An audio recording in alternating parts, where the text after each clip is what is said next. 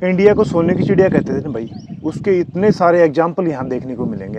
आप हैरान रह जाएंगे भाई। मैंने अब तक 14 देशों का भ्रमण कर चुका हूँ मैं, और मैंने ना कई सारे 7 वंडर ऑफ वर्ल्ड ना वो भी देखे हैं, ताजमहल को भी देखा है। और भाई अगर ये चीज़ें हमारे पास अब जिंदा होती ना, तो माँ कसम मेरे को यकीन हो रहा है कि भाई अपना ना जो 7 वंडर ऑफ वर्ल्ड के अंदर ना, वो अद्भुत चीज़ों के अंदर हमारे इस तरह के मंदिर होते हैं। इस मंदिर को देखे ना आप खुद चौंक जाएंगे, आप कुछ कहेंगे इतनी अच्छी कारीगरी नक्काशी कैसे हो सकती है, कितनी बारीकी से काम कर रखा है भाई। मतलब मेरा रोने को आ रहा है। यहाँ पर जितनी मूर्तियां बनी भाई, हर मूर्तियों को खंडित कर रखा है, हर मूर्ति को तोड़ा हुआ है। जितने भी भारी आक्रमणकारियों पे इंडिया में भारत पे इंडिया पे आक्रमण किया था ना, उन सब ने यहाँ से सोना लूट लूट के यहाँ से ले जाया गया था। कभी ये 11वीं 12वीं शताब्दी के अंदर इतना अच्छा, ये एक प्रसिद्ध, एक विख्यात कैराडू नाम की जगह है, ये कैराडू के टेम्पल बोलते हैं यहाँ पे। इतना अच्छा ये मंदिर, एक शहर हुआ करता था, उस शहर को तबाह कर दिया गया। कहते हैं पूरा बाद में यहाँ का शहर बाड़मेर में ट्रांसफर हो गया, लेकिन इसके बारे में ज़्यादा मेरे को नहीं पता है। लेकिन जितना मैंने हिस्ट्री पढ़ा है उसके बारे में आपको बता रहा हूँ। इस मंदिर की मैं एक एक मूर्ति ऐसी ऐसी नक्काशी दिखाने वाला हूँ, शायद ही किसी ने इसका वीडियो बनाया होगा, दिखाया होगा। भाई मेरे को यहाँ आके ना बहुत ज़्यादा अपने आप पे प्राउड फील हो रहा है कि हमारे इंडिया के अंदर इस तरह की नक्काशियाँ हैं, जिसको देख के ना समझो उसको अजूबा, अचंबा, आश्चर्य ही कहेंगे कि किस तरह से उस समय बिना मशीनों से, हाथों से कैसे करके यहाँ पे इतनी अच्छी कारीगरी से इन मंदिरों को बनाया। इतनी सुंदर सुंदर मूर्तियां भाई खंडित कर रखी हैं, लेकिन खंडित की हुई मूर्तियों को भी आप देखेंगे ना, बहुत आपका ना मन खुश हो जाएगा। तो चलो अंदर आके दिखाता हूँ मैं आपको इन सारी चीजों का। इस तरफ से थोड़ा दिखाओ भाई। एक टेम्पल ये बना हुआ था, एक टेम्पल उस तरफ आप देखेंगे पीछे की तरफ, उस नीम के बिल्कुल पीछे वहां। ये सारे मंदिर खंडित हैं, कोई भी मंदिर इसमें से ऐसा नहीं है कि ये सही बचा हो। तो जिसके अंदर मैं अभी आपको मैं दिखा रहा हूं, ये इस तरफ ये शिवालय हुआ करता था, और उसके प्रतीक भी हैं, शिवालय के प्रतीक भी हैं। सबसे पहले भाई यहाँ आप अंदर आते ही ना, आप इस डिजाइन को देखो।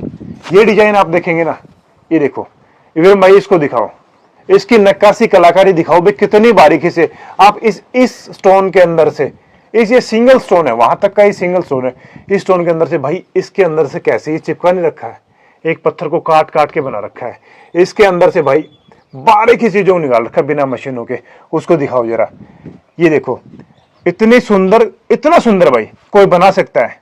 मुझे नहीं लगता कि अब इस समय पॉसिबल हो सकता है। तो इंडिया के पास कितनी ज्यादा रिचनेस थी, इन मंदिरों के अंदर कितना सोना खजाना हुआ करता था, क्योंकि लोग तो बहुत ज्यादा धार्मिक थे, और एक एक चीजों को जो भी होता था यहाँ पे अपना दान करते थे।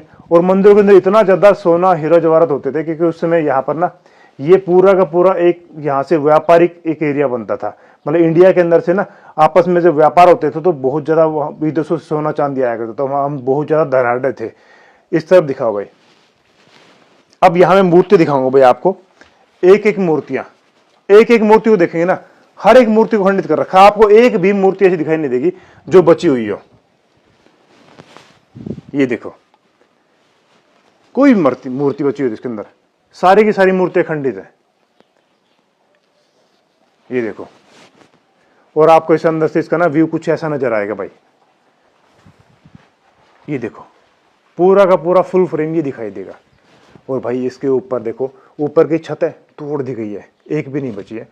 यहाँ देखो, आप मूर्ति में नजर डालेंगे ना, सारी मूर्तियां टूटी हैं भाई। इतना सुंदर मंदिर, ये देखो गजब।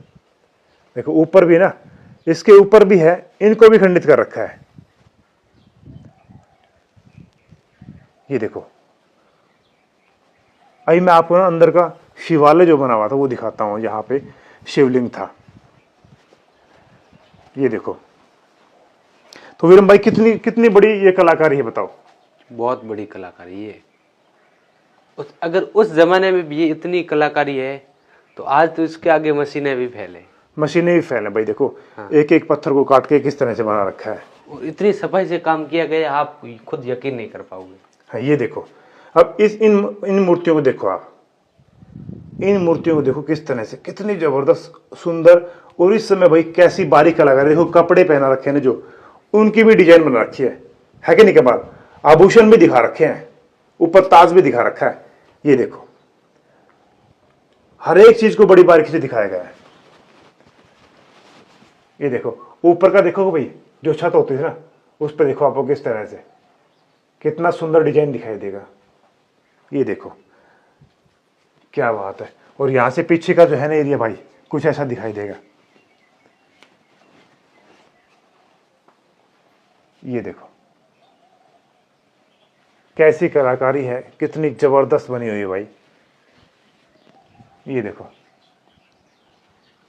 भाई मेरे को ना अपने आप पे, अपने इंडियन होने पे ना बहुत बड़ा नाज है कि हम किस तरह की चीजें उस समय हुआ करती थी और ये सारी खंडित हो गई भाई। अगर ये आप कमेंट करके बताओ, अगर इस समय अपने पास ये परिपूर्ण कंप्लीट खड़ा हुआ मंदिर होता, एक बिल्कुल बिना खंडित मंदिर होता, तो कितनी बड़ी उपलब्धि थी। कितना बड़ा मतलब एक कला, एक ज्ञान, एक तकनीक हमारे पास में थी। ये देखो कोई भी मूर्ति इसमें बची हुई नहीं है, हर मूर्ति को कहीं ना कहीं से खंडित कर रखा है। ये मूर्ति थी, ये गणेश की मूर्ति थी। अच्छा जी, बिल्कुल एकदम। ये देखो और यहाँ से भाई यहाँ पर भी ना बना हुआ था, इसको भी तोड़ रखा है। ये देखो यहाँ शिवालय था, इसका प्रतीक यहाँ से भाई ये देखो ये नाल निकली हुई है। शिवलिंग पे जल चढ़ाते थे, जल को निकासी के लिए। इस तरफ आप देखेंगे अंदर आने के बाद ना कुछ ही डिजाइन है। और इसको ऐसा है कि भाई इसको नहीं जैसे अंदर इसमें आग लगाई हो, पूरा ब्लैक पड़ा हुआ है। क्योंकि आग लगाने के पीछे मैंने जितना हिस्ट्री पढ़ा है, मैंने जो हिस्टोरिकल मोन्यूमेंट्स को विजिट किया है ना, उसमें आग लगाने के पीछे ये निकल के आता है क्योंकि इनकी ना सोना चांदी सोने का पूरा एक पोत लगा के रखते थे। क्यों भाई? बिल्कुल एक लेयर रखते थे तो आसानी से निकलता नहीं था, तो उनको क्या करते थे, वो जला के निकाल के लेके जाते थे। ये देखो इस मंदिर में बहुत ज्यादा सोना लगा हुआ था, बहुत ज्यादा लगा। अच्छा। अगर इसमें इतनी बारीकी से नक्काशी की हुई है, तो आप यकीन करोगे इसके अंदर सोना कितना होगा भाई सही में। देखो ये देखो, अब थोड़ा मैं बाहर से दिखाता हूँ आपको, विजिट करवा के। ये देखो यहाँ से भाई कुछ ऐसा, क्या बात है, गजब। पीछे की तरफ से दिखाते हैं थोड़ा भाई।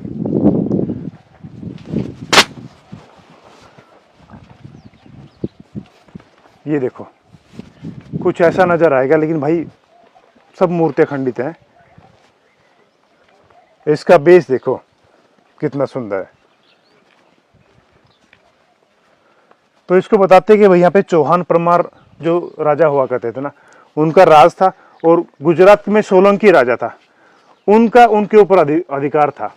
तो उस समय ये मंदिर बनाए थे और ये बहुत भव्य मंदिर बनाए थे। इनका सारा आप इतिहास ना भाई, ये बोलते ना कि खंडरों से पता लगता है कि इमारतें कभी कितनी बुलंद हुआ करती थी।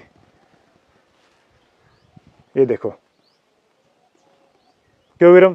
बिल्कुल बिल्कुल, कितनी जबरदस्त है, बहुत जबरदस्त होती थी, कमाल है। देखो यहाँ जितनी मूर्तियां बनी हुई थी ना, ये पीछे मूर्तियां बनी थी, एक कोने चलेगा, कितनी बारीकी से काम किया हुआ है। देखो ये निकाला हुआ है, हाँ। नक्काशी निकली ऊपर। देखो ये जो पिलर पे लटकी हुई है, ये देखो हाँ। कोने पे देखो ऊपर कॉर्नर पे। हाँ। ओहो वो देखो एकदम 3D में करी। कमाल है भाई। देखो और हम ना अपनी चीजों के खिलाफ खड़े होते हैं भाई। हिंदू धर्म में ना यही है कि खुद पे विश्वास उठना शुरू हो जाता है, खुद पे भरोसा नहीं करते हैं। और सनातन धर्म कितना पुराना है उसका इतिहास उठा के देखेंगे तो आपको पता लगेगा। और नीचे वाले ये सीन पूरे महाभारत का पूरा महाभारत को दर्शाया गया, पूरा महाभारत में जो भी रशियन वो पूरा दर्शाया गया इसकी नक्काशी करके। अच्छा एक नक्काशी करके दर्शाया गया। ये देखो यहाँ पे हाँ। यहाँ पे अपन देखो लड़ाई दिखा रहे हैं आप। हाँ, जैसे मोलेनु में समुद्र मंथन भी दर्शाया गया, ये हाथी है, हाथी को भी दर्शाया गया, घोड़ों को भी दर्शाया गया है। और यहाँ पे सैनिक खड़े हैं। हाँ, सैनिक खड़े टोटल। ये देखो भाई यहाँ से ना कुछ ऐसा नजर आएगा। और यहाँ कितनी सुंदर मूर्ति होगी, अब आप गैस करो। और यहाँ पे युद्ध, ये वाला युद्ध का पूरा सीन दर्शाया गया है। क्या बात है भाई, कैसा लगा कमेंट करके जरूर बताओ। उस तरफ सेम मंदिर कुछ ऐसा वहां बना हुआ है। डिजाइन देखो, कलाकारी देखो। देखो इनका पत्थर के अंदर भी कवच बना हुआ है, जो कवच पहनते थे ना युद्ध की लड़ाई में, वो भी देखो इस पत्थर के अंदर बनाया गया। ये देखो ऊपर आपको दिखेगा, इसमें देखो, इसमें इस कोने वाले में देखो। हाँ, पत्थर के अंदर घड़ाई करके कवच बनाया गया। देखो कमाल है भाई। हाँ, दुख बहुत होता है भाई, यानी इन चीज़ों को जब खंडित अवस्था में देखते हैं। किसी की कितनी मेहनत लगी होगी, कितनी ज़्यादा, मतलब इसके अंदर एक समझो कि काम करने वाले कारीगर लगे होंगे, कितनी बारीकी से, किस बंदे ने कैसे डिजाइन करके इसको बनाया होगा। अगर अगर अभी अपन इतना देख रहे, अपन को इतना प्यारी घड़ाई लग रही, इतनी बारीकी से काम किया हुआ है, अगर ये सही होता तो अपन यकीन करते कि किस तरह का होता, किस तरह, अपन देख के एकदम अचंभित रह जाते। बिल्कुल। लेकिन ये टूटा हुआ भी इतना शानदार लग रहा है, गजब है। और इसके अंदर किसी भी तरह का मसाले का कोई मसाला यूज नहीं किया, कोई यूज नहीं किया, कोई नहीं, किसी का भी। पत्थर को मिलाया गया। कितनी सुंदर सुंदर मूर्तियों को खंडित कर रखा है भाई। और आज भी खड़ा है, इतने साल हो गए टूटे हुए, आज भी खड़ा है, 1100 शताब्दी में खड़ा हुआ है ये। तो भाई वीडियो को एंड कर देते हैं। इसके 4 दरबार है, इसके 4 एक है, 2 द्वार, 3 द्वार, और उस तरफ का मंदिर है भाई, वो देखो सामने, वो दिखाई देगा, एक वो है। कुल मिला के यहाँ पे 5 मंदिर थे। अच्छा, कुल मिला के यहाँ पे 5 मंदिर थे। ये इनके जस्ट सामने एक और मंदिर था, जस्ट सामने एक और मंदिर था। अच्छा, तो वो मंदिर क्या पूरा ध्वस्त कर दिया था। अच्छा, उन लोगों ने पूरा ध्वस्त कर दिया था। और ये एक पास में मंदिर, उसके जस्ट और सामने मंदिर था। अच्छा जी, सूर्य का और विष्णु भगवान का मंदिर था। उनको कम किया था, वो मंदिर बहुत इंपॉर्टेंट था, उससे किया था। उसके पीछे एक और मंदिर है कालका माता का, क्योंकि उसको लाइन में नहीं लिया गया, कालका माता को वो जैसे मान लो बकरा वगैरह वगैरह मीट का वो होता था, तो कालका मंदिर को बिल्कुल अलग कर दिया, पीछे, सबसे पीछे कर दिया। अच्छा, जहाँ पे उसको बकरे की बलि दी जाती थी, तो वो अभी पीछे है। और इस जैसे मोल ये किराड़ू गांव है, इसकी जल की पूर्ति करने के लिए यहाँ पे एक बावड़ी का भी निर्माण है, वो भी हम आपको बताएंगे। यहाँ पे बहुत बड़ी बावड़ी थी।